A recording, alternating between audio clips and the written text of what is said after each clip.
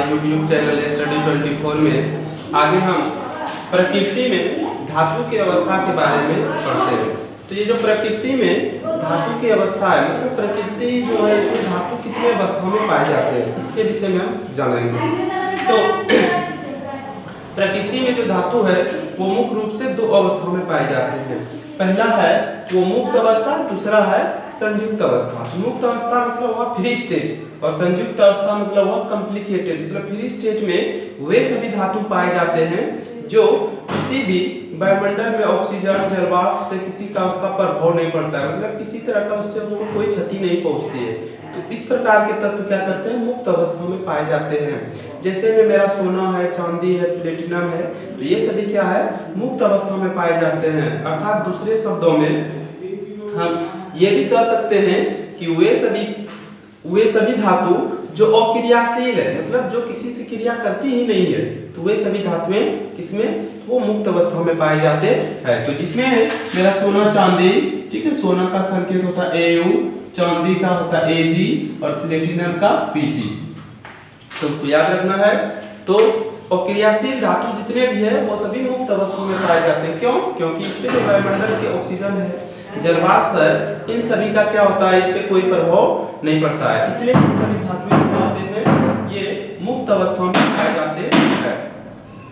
उसके बाद है संयुक्त अवस्था, कॉम्प्लिकेटेड। तो जस्ट इसका अपोजिट है कि वे सभी धातुएं जो क्या करते हैं कि जिसपे वायुमंडल के ऑक्सीजन एवं जलवाष्प का प्रभाव पड़ता है, ऑक्सीजन एवं जलवाष्प का प्रभाव पड़ता है, तो वे सभी धातु को संयुक्त अवस्था में रखा गया। अर्थात हम दूसरे शब्दों में ये भी कह सकते हैं कि वे सभी धातुएं इस पर क्या करते हैं, जो क्रियाशील होता है, मतलब दूसरे तत्वों के संपर्क में होने से वो क्रिया कर लेता है। दूसरे अर्थात क्रियाशील तत्वों को संयुक्त अवस्था में रखा गया है कॉम्प्लिकेटेड स्टेट में। तो इसमें कौन आता है, इसमें मेरा जो है ये लोहा सब है, कॉपर है जिसपे जंग लगता है, जिंक है, तो ये सभी धातु को किस अवस्था में, संयुक्त अवस्था में रखा गया है।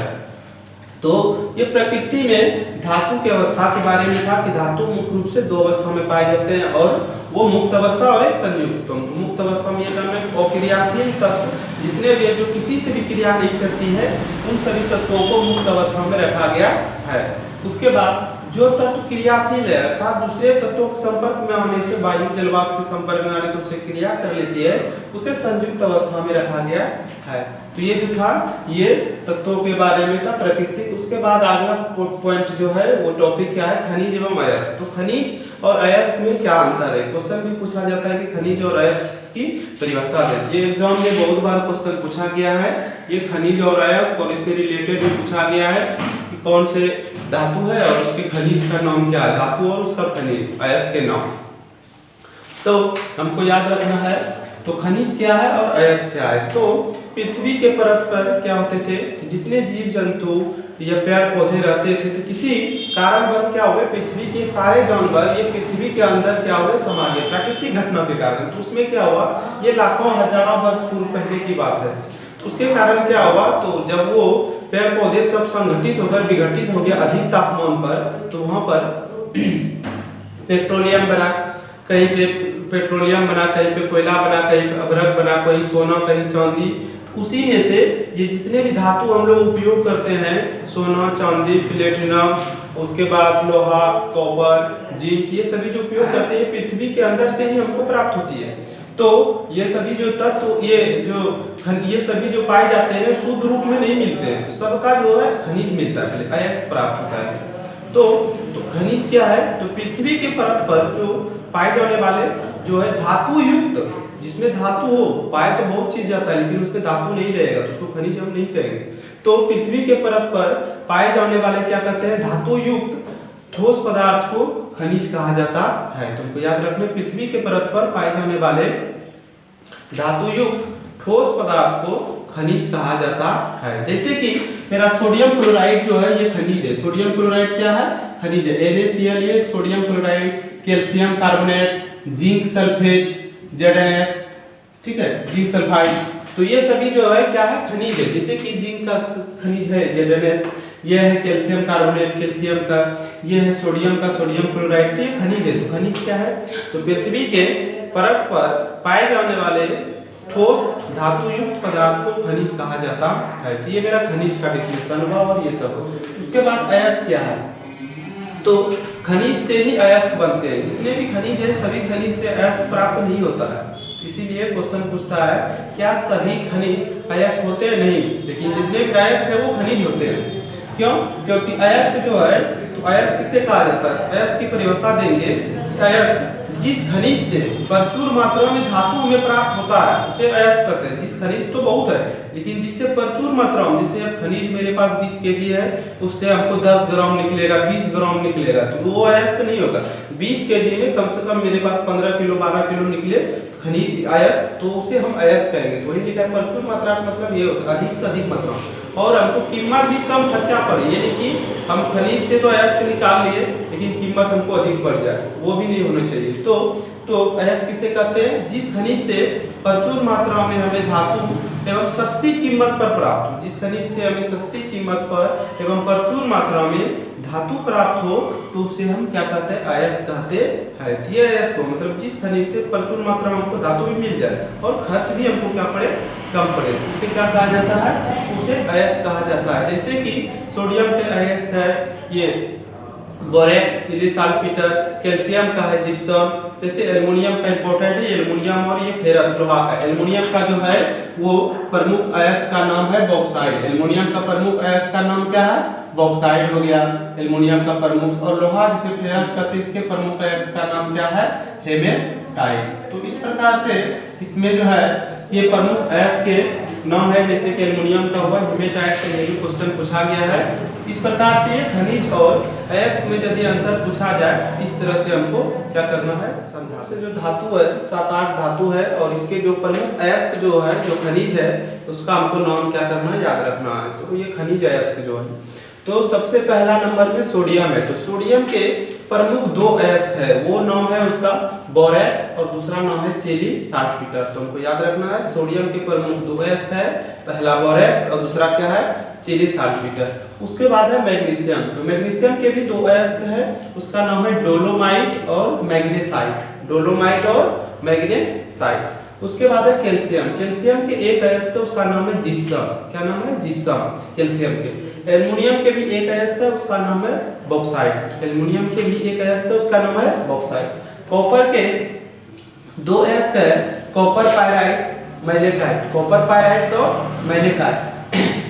जिंक जिसे जस्ता कहा जाता है, इसके भी एक अयस्क है जिंक ब्लेड। Zinc blende. उसके बाद लोहा, आयरन बोलिए इसको, फेरस कहिए, तो तीनों एक ही नाम है, लोहा, आयरन या फेरस। इसके भी प्रमुख अयस्क है हेमेटाइट। तो हमको याद रखना है, ये क्वेश्चन ऑब्जेक्टिव में पूछा जाता है कि एल्युमिनियम के प्रमुख अयस्क कौन है या फेरस के प्रमुख अयस्क कौन है? एल्युमिनियम, लोहा, ये सब के हमको याद रखना है। तो कोई भी पूछ सकता है इनमें से कोई भी, कॉपर, मैग्नीशियम, सोडियम का भी आ सकता है, इसलिए हमको सभी क्या करना है? ऑब्जेक्टिव के लिए याद रखना है। तो ये जो है प्रमुख रूप से धातु था और उसके क्या है? खनिज के बारे में। आगे जो हम धातु कर्म के बारे में जानेंगे। धातु कर्म का मतलब होता है धातु का निष्कर्षण। मतलब हम जो धातु पृथ्वी के अंदर से निकालते हैं उस धातु का निष्कर्षण कैसे किया जाता है। मतलब धातु शुद्ध रूप से पृथ्वी के अंदर से भी नहीं मिलता है, तो धातु को निकालने के लिए धातु के निष्कर्षण से क्या करते हैं, उसमें कितने तत्व जो है प्रयुक्त होता है उसके विषय में जानेंगे। क्या क्या किया जाता है, कौन कौन से स्टेप लिए जाते हैं। तो धातु कर्म क्या है? तो शुद्ध धातु जो हम प्राप्त करते हैं, धातु की शोधन प्रक्रिया को धातु कर्म कहते हैं। मतलब शुद्ध धातु प्राप्त करने के लिए हम जो भी क्रिया करते हैं तो उसे क्या धातु कर्म कहते हैं। मतलब धातु की शोधन की क्रिया को या प्रक्रिया को धातु कर्म कहते हैं, शुद्ध करने की क्रिया को। तो धातु की शुद्ध करने की प्रक्रिया को धातु कर्म। इसमें प्रयुक्त पद है पहला ज्ञान। तो ज्ञान किसे कहा जाता है? तो धातु पृथ्वी के अंदर में जो पाए जाते हैं उसमें मिट्टी, पत्थर और बहुत सारी चीजें छोटे मोटे क्या होते हैं उसमें सटे रहते हैं, मिले हुए रहते हैं। तो इन सभी अशुद्धियों को ही ज्ञान कहा जाता है। तो धातु में ये जो खनिज है, अयस्क है, अयस्क में जो ये सभी अशुद्धियां मिली रहती है, बड़े आकार का या छोटे आकार के, तो इन सभी अशुद्धियों को ही क्या कहा जाता है? ज्ञान कहा जाता है। तो अब दूसरा है अयस्क का सांद्रण। तो सांद्रण क्या है? तो खनिज या अयस्क में ये सभी जो अशुद्धियां है, ये सभी अशुद्धियों को दूर करना, जो छोटे आकार के बड़े आकार के हैं, इन सभी अयस्क के अशुद्धियों को दूर करना क्या कहलाया जाता है, वो अयस्क का सांद्रण कहलाता है। तो सबसे पहले क्या है, ज्ञान था, अशुद्धियों है। दूसरा है वही ज्ञान को, अशुद्धियों को दूर करना, अयस्क का सांद्रण कहलाता है। उसके बाद निस्तापन और भर्जन है। निस्तापन और भर्जन तो निस्तापन और भर्जन क्या है, तो निस्तापन तो वही है कि जब धातु जो है, धातु के वायु की अनुपस्थिति में गर्म किया जाता है तो उसको बोला जाता है निस्तापन, और जब धातु को वायु को उपस्थिति में हम गर्म करेंगे तो वो हो जाएगा मेरा भर्जन। बशर्ते निस्तापन में जो है कार्बोनेट अयस्क का, जिसमें कार्बोनेट हो, उसे कार्बन और ऑक्सीजन का हो, तो उसमें कार्बोनेट अयस्क का क्या किया जाता है, ये कार्बोनेट अयस्क को गर्म किया जाता है इस प्रक्रिया में। लेकिन इस प्रक्रिया में जो है ऑक्सीजन, इस प्रक्रिया में जो है सल्फाइड अयस्क का क्या किया जाता है, तो ये प्रक्रम को सल्फाइड अयस्क का सांद्रण किया जाता है। उसके बाद है ये गालक और ये प्रगलन। तो गालक क्या है, धातु को कोक के साथ मिला, कोई भी धातु है उसको कोक मतलब कोयले के साथ मिला के गर्म कर देना, वो क्या कहलाता है, गालक कहलाता है। उससे भी क्या होता है, उसमें भी जो अशुद्धियां है अंदर में, जो बाहर की ओर से नहीं निकल सका, वो पिघल कर निकल जाएगा, तो वो गालक है। प्रगलन क्या है, अब धातु नहीं, धातु को ऑक्साइड को कोक के साथ मिला, धातु को कोक के साथ मिला के गर्म करना, वो गालक कहलाता है। लेकिन धातु के ऑक्साइड को कोक के साथ गर्म करना, वो प्रगलन कहलाता है। इस प्रकार से ये मेरा क्या है, धातु का निष्कर्षण में उपयुक्त होने वाले तथ्य है कि अयस्क ज्ञान हुआ, अयस्क का सांद्रण, निस्तापन, भर्जन, गालक, प्रगलन। लेकिन इनमें से जो है ये बहुत बार एग्जाम में पूछा गया है कि निस्तापन और भर्जन में क्या अंतर है, निस्तापन और भर्जन में क्या अंतर। तो अभी जो बताया उसी को हमको दो को याद रखना है, उसी में से हो जाएगा निस्तापन और भर्जन। तो हमको लिखना है कि निस्तापन और भर्जन में निम्नलिखित दो अंतर है, निस्तापन और भर्जन में निम्नलिखित दो अंतर है। इस प्रकार से हमको क्या करना है, डायग्राम बना देना है, निस्तापन और भर्जन में दो अंतर है, तो पहला और फिर दूसरा, इस तरह से हमको क्या करना है, लिख देना है। निस्तापन और भर्जन में मुख्य रूप से दो अंतर है। तो इसमें क्या करना है कि निस्तापन और भर्जन के लिए, तो इसमें निस्तापन और भर्जन अभी तुरंत बताएं कि निस्तापन जो है वायु के अनुपस्थिति में होने वाली क्रिया है, और भर्जन वायु की उपस्थिति में। ये जो है ऑक्सीजन के क्या होते हैं, अनुपस्थिति में ये अपसेंट होता है ऑक्सीजन, और इसमें क्या होता है O2 जो है वो प्रेजेंट रहता है, मतलब ऑक्सीजन की उपस्थिति में होता है, ऑक्सीजन की उपस्थिति में। तो पहला हमको याद रखना है कि निस्तापन प्रक्रिया जो है वायु की अनुपस्थिति में होती है, और भर्जन अभिक्रिया वायु की उपस्थिति में होती है। ये फर्स्ट हुआ। दूसरा, निस्तापन अभिक्रिया में कार्बोनेट अयस्क, कौन सा अयस्क, कार्बोनेट अयस्क का सांद्रण किया जाता है, लेकिन इसमें जो है सल्फाइड अयस्क का सांद्रण किया जाता है। कौन सा अयस्क, सल्फाइड। तो यही दो हमको याद रखना है निस्तापन और भर्जन में। निस्तापन जो है वायु की उपस्थिति में होता है, लेकिन भर्जन जो है वायु के उपस्थिति में होता है। निस्तापन में जो है कैसे कार्बोनेट अयस्क का सांद्रण किया जाता है, लेकिन भर्जन में जो है सल्फाइड अयस्क का सांद्रण किया जाता है। इस प्रकार से ये निस्तापन और भर्जन में जो क्रियाशीलता के आधार पे है, उस प्रकार के तत्व का जो सांद्रण किया जाता है वो कैसे किया जाता है धातु कर्म।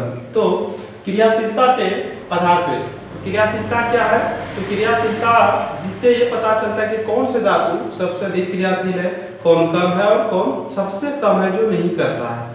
तो इस प्रकार से ऊपर में, तो क्रियाशीलता श्रेणी के सबसे ऊपर वाले भाग में किस प्रकार के तत्व को रखा जाता है, जो तत्व पूरा प्रकृति में सबसे अधिक क्रियाशील रहता है, जो सबसे अधिक क्रिया करता है, तो वो क्रियाशीलता श्रेणी के सबसे ऊपरी भाग में रहता है। जैसे कि मेरा पोटासियम है, सोडियम है, मैग्नीशियम है, तो ये सभी क्या है क्रियाशीलता श्रेणी के ऊपर में। क्यों ऊपर में, क्योंकि सबसे अधिक सक्रिय धातु यदि है तो यही सभी है। तो सबसे अधिक सक्रिय वाले धातु को क्रियाशीलता श्रेणी के ऊपर में रखा गया है, और इससे यदि धातु कर्म यानी कि धातु का यदि निष्कर्षण करेंगे तो वो विधि का नाम है वैद्युत अपघटन। इस विधि का क्या नाम है, वैद्युत अपघटन विधि के द्वारा उसका किया जाता है। तो क्रियाशीलता श्रेणी के जो सबसे ऊपरी भाग में है, अर्थात जो सबसे अधिक सक्रिय धातु है, अधिक क्रियाशील है, तो उसे क्या करते हैं, ये क्रियाशीलता श्रेणी के ऊपरी भाग में रखता है, और उसका सांद्रण जो है वैद्युत अपघटन से किया जाता है। तो क्वेश्चन इससे ऑब्जेक्टिव भी पूछा जाता है,